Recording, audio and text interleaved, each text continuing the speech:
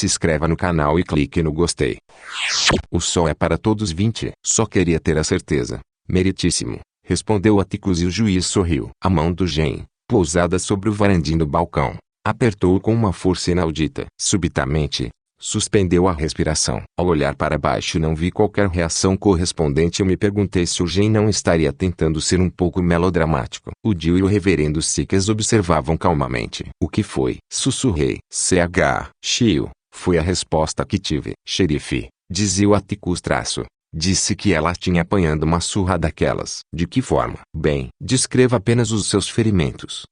Bem, ela tinha sido espancada na cabeça. Já estava começando a aparecer algumas manchas roxas nos braços e tudo tinha acontecido uns 30 minutos antes. Como é que sabe isso? O senhor Tati sorriu. Desculpe, mas foi o que eles disseram. De qualquer forma ela já estava bastante ferida quando cheguei lá e um dos olhos já começava a ficar preto. Qual dos olhos? O senhor Tati piscou os olhos e alisou o cabelo com as mãos. Ora, deixe-me ver aqui. Começou calmamente e olhou para o Atticus como se considerasse a pergunta infantil. Não consegue se lembrar? Perguntou Atticus. O senhor Tati apontou para uma pessoa invisível que estava 20 centímetros à sua frente e disse. O esquerdo. Só um minuto, xerife, disse o Atticus. Era o seu olho esquerdo ou dela? Ah, então era o olho direito dela. Era o olho direito dela. Senhor Finch. Agora me lembro. Ela estava toda roxa nesse lado da cara. O senhor Tati voltou a pestanejar, como se algo tivesse se tornado claro para ele. Então virou a cara e procurou Tom Robinson com o olhar. Como por instinto Tom Robinson levantou a cabeça. Algo tinha ficado claro também para o Atticus e esse fato fê-lo levantar-se. Por favor, xerife, repita o que disse. Eu disse que era o seu olho direito. Não. O Atticus foi até a mesa do escrivão e inclinou-se sobre a mão que escrevia furiosamente. A mão parou. Virou o bloco de estenografia e o escrivão leu o senhor Finch. Agora me lembro. Ela estava toda roxa nesse lado da cara. O Atticus encarou o senhor Tati. Qual foi então o lado? O lado direito, senhor Finch. Mas ela tinha mais equimoses. Quer que eu fale delas? Atticus parecia estar estudando uma outra pergunta, mas pensou melhor e disse, sim. Quais eram os outros ferimentos? Enquanto o senhor Tati respondia, o Atticus virou-se e trocou olhares com o Tom Robinson como se lhe quisesse dizer que isto era uma coisa pela qual não estavam à espera. Os braços estavam roxos e mostrou-me o pescoço. Havia marcas de dedos na garganta, em volta de toda a garganta, até a parte de trás do pescoço. Diria que estavam em volta de todo o pescoço. Senhor Finch. Diria. Sim, senhor. Ela tinha um pescoço pequeno. Qualquer pessoa podia apertá-lo com. Responda apenas sim ou não, xerife, disse o Atticus. Em tom seco, o senhor Tati calou-se. O Atticus sentou-se e acenou afirmativamente ao advogado de acusação, que abanou a cabeça para o juiz, que acenou afirmativamente para o senhor Tati, que se levantou e saiu do banco das testemunhas. Por baixo de nós, quase mecanicamente, viraram-se as cabeças. Os pés começaram a raspar no chão.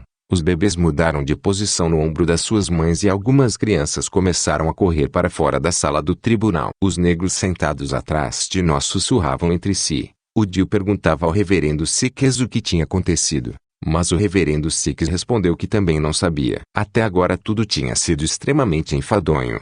Ninguém tinha discutido, não havia argumentações acisas entre os advogados, não havia drama. Algo que parecia ter desapontado os presentes. No seu contraditório, o Atticus procedia amigavelmente como se estivesse disputando um título. A sua infinita capacidade de acalmar a turbulência dos mares fazia com que um caso de violação parecesse tão árido como qualquer sermão da missa. Já não sentia o terror do uísque vagabundo, nem o cheiro a estábulo daqueles homens sulistas de olhos remelosos e daquela voz assustada que, no meio da noite, perguntava Dr. Finch. Já foram embora. O nosso pesadelo tinha desaparecido com o nascer do dia e eu sabia que tudo ia correr bem. Toda a plateia estava tão descontraída como o juiz Taylor, exceto Gen. A sua boca contorcia-se num meio sorriso. Os olhos vagueavam com um brilhozinho alegre e não parava de falar sobre a prova de corroboração, o que me deu a certeza de que estava se exibindo. Robert E. Leio eu, em resposta à voz sonante do funcionário do tribunal,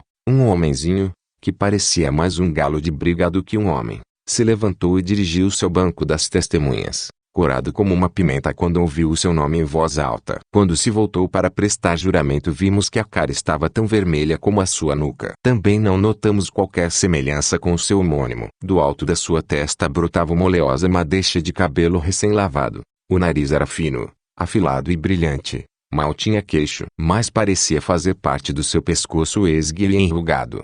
Assim Deus me ajude, grunhiu. Em todas as cidadezinhas do tamanho de Macomb havia famílias como os Ewells. Nenhuma variação econômica conseguia alterar o seu estatuto. Pessoas como os Ewells viviam como párias à custa do condado, tanto nos momentos de prosperidade, como nos de depressão. Não havia fiscais escolares que conseguissem manter os seus numerosos rebentos na escola. Não havia delegado de saúde que os conseguisse livrar de defeitos congênitos. Vários tipos de vermes e doenças que se propagavam naqueles lugares insalubres. Os Ewells de Macomb viviam atrás da lixeira municipal, no que um dia tinha sido uma senzala de negros. As paredes de madeira tinham sido reforçadas por chapas de ferro ondulado. O telhado era composto por latas achatadas a martelo. Por isso só a própria forma da barraca permitia entender o seu aspecto original, quadrada, com 4 pequenos quartos que davam para um corredor central. A barraca assentava precariamente em 4 pedras calcárias irregulares. As janelas não eram mais do que meros buracos nas paredes, cobertos, durante a época do verão, com pedaços de tecido gorduroso usado para cobrir queijo e para manter afastadas as moscas que se alimentavam do lixo de Macomb. As moscas é que não tinham lá muita sorte, pois todos os dias os Ewells passavam o pente fino na lixeira e os frutos do seu conteúdo, tudo o que não era comestível, faziam com que o pedaço de terra à volta da barraca parecesse mais um parque de diversões de uma criança louca. A cerca era constituída por ramos de árvores, vassouras e bocados de caixas de ferramentas, revestida de cabeças de martelo ferrugentas, ancinhos desdentados, pás, machados e enxadas. Tudo amarrado com pedaços de arame farpado. Dentro desta verdadeira barricada havia um quintal sujo com os restos de um Ford modelo T, assentado em blocos, uma cadeira de dentista, uma geladeira antiga e mais alguns itens, sapatos velhos, telefones antigos, molduras e frascos de compota, no meio dos quais, umas poucas galinhas cor de laranja, magras e esfomeadas, ciscavam esperançosamente a cata de algumas migalhinhas. Apesar disso havia um recanto naquele quintal que espantava toda a Macomb. Encostadas na cerca haviam-se 6 jarros de esmalte lescado que comportavam belos gerânios vermelhos tão bem cuidados que até pareciam pertencer à senhorita Maudie Atkinson, caso ela permitisse que algum gerânio nascesse na sua propriedade. As pessoas diziam que pertenciam a Maelewell. Ninguém tinha a certeza quantas crianças viviam lá. Havia quem dissesse 6. Outras 9, quando alguém passava por lá surgiam sempre muitos rostos pequeninos imundos à espreita pelas janelas. Ninguém passava pelo local, exceto no Natal, altura em que as igrejas faziam a distribuição das cestas básicas, ou quando o prefeito de Macomb nos pedia para ajudar o homem responsável pela recolha do lixo e descartarmos nós mesmos as nossas árvores e o lixo na lixeira. No último Natal, o Atticus levou-nos com ele para ajudar na recolha. Um caminho de terra ia desde a estrada até a lixeira, passando por um pequeno bairro de negros, aí uns 800 metros depois dos Ewells. Só podíamos voltar de marcha ré até a estrada ou ir até ao fim do caminho e voltar para trás. A maior parte das pessoas preferia mesmo dar a volta na frente dos quintais das barracas dos negros. Quando escurecia, nos gélidos meses de dezembro, as suas barracas pareciam bem cuidadas e acolhedoras, rodeadas de uma fumaça azulada que saía das chaminés e as entradas revelavam o brilho âmbar do fogo que crepitava dentro delas. Os cheiros eram deliciosos. Galinha e toucinho defumado fritando ao pôr do sol. O genheiro detectávamos o cheiro de esquilo cozinhado, mas só Atticus, como velho habitante do campo, conseguia distinguir entre o odor do gambá e o do coelho, aromas que desapareciam mal passávamos pela casa dos Ewells. A única coisa que fazia com que este homenzinho fosse melhor do que os seus vizinhos era que se o esfregássemos com água muito quente e sabão a sua pele era branca. Senhor Robert Ewell? Perguntou o senhor Gilmer. Sei meu nome, patrãozinho, respondeu a testemunha. As costas do senhor Gilmer retesaram-se um pouco e confesso que senti pena dele. Talvez seja melhor eu explicar uma coisa. Sempre me disseram que os filhos dos advogados, quando viam seus pais no tribunal, e no meio do calor da discussão, costumavam ficar com uma ideia errada. Pensavam que o advogado da outra parte era um inimigo pessoal dos seus pais. Sofriam agonias e depois ficavam surpreendidos por verem os pais saírem de braço dado com o inimigo no primeiro intervalo. Isto não se aplicava a mim e ao Gen. Não tínhamos ficado traumatizados por ver o nosso pai perder ou ganhar. Sinto muito não poder dramatizar a esse respeito. Se o fizesse estaria mentindo. No entanto, conseguíamos perceber quando o debate estava ficando mais pessoal do que profissional. Mas este fato vinha mais da observação dos outros advogados e não tanto do nosso pai. Nunca na vida tinha ouvido Atticus levantar a voz, exceto se estivesse interrogando uma testemunha surda. O Sr. Gilmer estava fazendo o seu trabalho, tal como Atticus fazia o seu. Além disso, o Sr. Ewell era testemunha do Sr. Gilmer. Por isso, não podia ser grosseiro. O senhor é o pai de Mayela Ewell? Foi a pergunta seguinte. Bem, se não sou, então não posso fazer nada, pois a mãe dela está morta e enterrada, foi a resposta. O juiz Taylor deu sinais de agitação. Virou-se lentamente na cadeira e olhou com bondade para a testemunha. O senhor é o pai de Mayela Ewell? Perguntou, num tom que fez com que o riso que tinha despontado lá embaixo esmorecesse subitamente. Sim, senhor, respondeu o senhor Ewell docilmente. O juiz Taylor continuou com um tom bondoso e paternalista.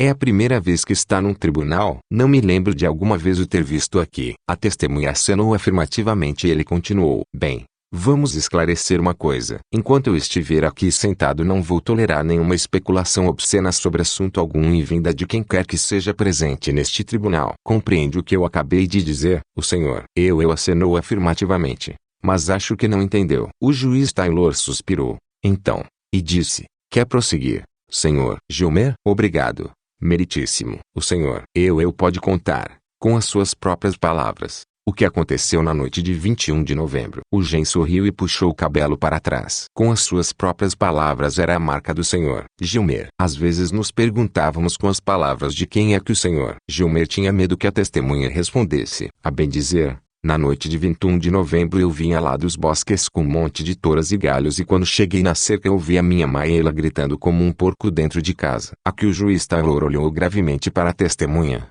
mas deve ter decidido que o seu comentário tinha sido feito sem intenção pois se tomou a sua atitude insonada. E a que horas é que isso aconteceu, senhor Ewell? Mesmo antes do solzinho se pôr. Bem, tava eu dizendo que a minha Mayela tava gritando quase parecia que arrancava Jesus da cruz. Mas outro olhar silenciou o senhor Ewell. Sim, ela estava gritando? Perguntou o senhor Gilmer, confuso. O senhor Ewell olhou para o juiz. Bem, a Mayela tava armando um chinfrindo de acho pressuposei o fardo e corri o mais que podia. Mas aí esbarrei na vedação e depois quando me desprendi corri pra janela e vi a cara do senhor Ewell começou a corar. Levantou-se e apontou o dedo a Tom Robinson. Vi aquele preto de uma figa lá montando na minha Mayela. O tribunal do juiz Taylor era sempre tão sereno que era raro ter de usar o martelo. Mas verdade é que teve de bater com ele durante uns bons 5 minutos. O Atticus estava de pé dizendo-lhe qualquer coisa, enquanto o senhor Hecate, como xerife do condado, estava de pé no meio da sala tentando acalmar a audiência. Atrás de nós, as pessoas de cor soltaram um clamor abafado de fúria. O reverendo Sickles inclinou-se sobre mim e e puxou o cotovelo do Gen. Senhor Gen, disse, é melhor levar a senhorita Jean Louise para casa. Senhor Gen, está me ouvindo? O Gen virou a cabeça. Scott vai para casa. Tio, vai para casa com a Scott. Como assim vai? Vai ter de me obrigar, disse. Lembrando o pronunciamento oficial do Atticus, Gen lançou-me um olhar furioso e disse ao reverendo Sickles, acho que não há problema, reverendo. Ela não entende. Aquilo me ofendeu de morte. Claro que entendo. Consigo entender tudo o que você entende. Cale-se Pry. Ela não entende, reverendo. Ainda não tem 9 anos. Os olhos pretos do reverendo Sickles revelavam enorme ansiedade. O doutor Finch sabe que estão aqui. Isto não é bom para a senhorita Jean Louise e também não é bom para os meninos. O Gen abanou a cabeça. Ele não consegue nos ver aqui tão longe. Não tem problema, reverendo. Eu já sabia que o Gen iria vencer, pois imaginava que nada o faria arredar pé naquele momento. Por enquanto o dia eu estávamos safos, mas se olhasse para cima, o Atticus iria nos ver com certeza. Enquanto o juiz Taylor ia batendo com seu martelo, o senhor Ewell mostrava-se extremamente satisfeito, sentado na cadeira das testemunhas, observando seu trabalho. Com uma simples frase tinha transformado aquele alegre grupo de excursionistas numa multidão tensa e ululante, lentamente hipnotizada pelo bater do martelo que ia diminuindo de intensidade até que o único som que se ouvia no tribunal era um tênue toque-toque-toque. Era como se o juiz estivesse batendo na mesa com um lápis. Conquistado uma vez mais a atenção do seu tribunal, o juiz Taylor recostou-se na cadeira. Parecia subitamente cansado. A idade pesava e pensei no que Atticus me tinha dito. Ele e a senhora Taylor não se beijavam muito. Devia andar na casa dos 70. Deu entrada a um requerimento no sentido de que, disse o juiz Taylor, este tribunal fosse evacuado ou pelo menos que saíssem todas as mulheres e crianças. Pedido esse que desde já será indeferido. Geralmente as pessoas só veem e ouvem o que querem ver e ouvir. E têm o direito de sujeitar os seus filhos a isso. Mas uma coisa vos asseguro. Vão ter o que vieram à procura e vão ter de ouvir em silêncio ou então terão de abandonar esse tribunal. Mas não sem que cada um de vocês se apresente perante mim, acusado de desrespeito para com o tribunal. Senhor, o Senhor vai continuar a depor usando, se possível, uma linguagem cristã. Pode continuar. Senhor, Gilmer, o Senhor. Eu lembrava-me um surdo-mudo. Tenho a certeza que não chegou a ouvir as palavras que o juiz Taylor lhe dirigiu. A sua boca lutava contra elas em silêncio, mas a sua importância estava bem presente no seu rosto. O ar satisfeito tinha desaparecido, substituído por um olhar de obediência canina que não enganava o juiz Taylor. Os olhos do juiz estavam presos nele, como se à espera de um passo em falso. O Senhor, Gilmer e o Atticus trocaram olhares. Atticus estava novamente sentado, apoiando o rosto no seu punho. Não lhe conseguíamos ver a cara. O Senhor, Gilmer parecia desesperado. Uma pergunta feita pelo juiz Taylor fê-lo relaxar. Senhor, o Senhor viu o arguido ter relações sexuais com a sua filha? Vi sim, Senhor. Os espectadores estavam silenciosos, mas reparei que o réu tinha dito algo. Atticus sussurrou-lhe e o Tom Robinson ficou em silêncio. Disse que estava na janela. Perguntou o Senhor, Gilmer. Sim, Senhor. A que distância fica do chão? Para cerca de 1 metro. E tinha uma visão clara do quarto. Sim, Senhor. Como é que estava o quarto? Bem, estava tudo às avessas como se tivesse havido uma luta. O que fez quando viu o arguido? Bem, dei a volta na casa correndo para entrar. Mas ele fugiu pela porta da frente antes de eu chegar. Mas eu bem vi quem ele era. Tava preocupado demais com Maela para ir atrás dele. Entrei em casa e prontos ela estava deitada no chão guinchando. O que fez a seguir? Depois corri o mais que pude para buscar o Tati. Eu sabia quem era. E que vivia lá naquele ninho de preto escuro. Todos os dias passavam lá por casa. Ó juiz, há 15 anos que peço a este condado para limpar aquele ninho. Quinté é perigoso viver ao lado deles e para além disso desvaloriza a minha propriedade. Obrigado, Senhor. Disse o Senhor. Gilmer apressadamente. A testemunha desceu apressadamente o banco das testemunhas, esbarrando no Atticus que tinha se levantado para o interrogar. O juiz Taylor permitiu que a assistência risse. Só 1 minuto, Senhor, disse educadamente o Atticus. Posso fazer-lhe 1 ou 2 perguntas? O Senhor. Eu recuou até o banco das testemunhas. Instalou-se e olhou Atticus com suspeita. Uma expressão aliás comum em Mai como sempre que uma testemunha é confrontada pelo advogado contrário. Senhor, começou Atticus, muito se correu naquela noite. Ora vejamos, diz que correu para casa, correu para a janela, correu para dentro, correu para Maela, correu para o Senhor. Tati, durante esta correria toda, não correu para chamar um médico. Não havia necessidade. Eu vi o que aconteceu. Mas há uma coisa que não entendo. Insistiu Atticus. Não estava preocupado com o estado de saúde de Maela. Claro que o estava, respondeu o Senhor. Eu até vi quem o fez. Não, o que eu queria dizer era o seu estado de saúde física. Não pensou que os seus ferimentos exigiam atenção médica imediata. O quê? Não achou que ela precisava de um médico imediatamente? A testemunha disse que nunca tinha pensado nisso,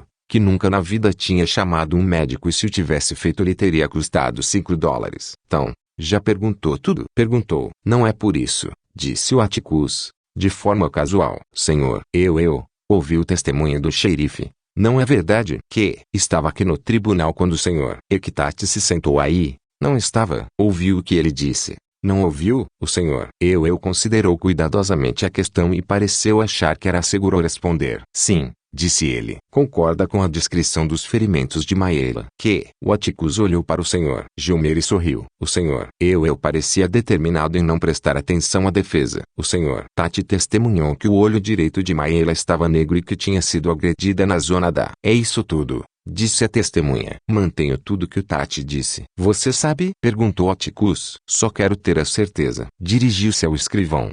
Disse-lhe algo e o escrivão entreteve-nos por alguns minutos lendo o testemunho do senhor Tati como se fossem cotações da bolsa. Ponto qual dos olhos. Final da parte 20.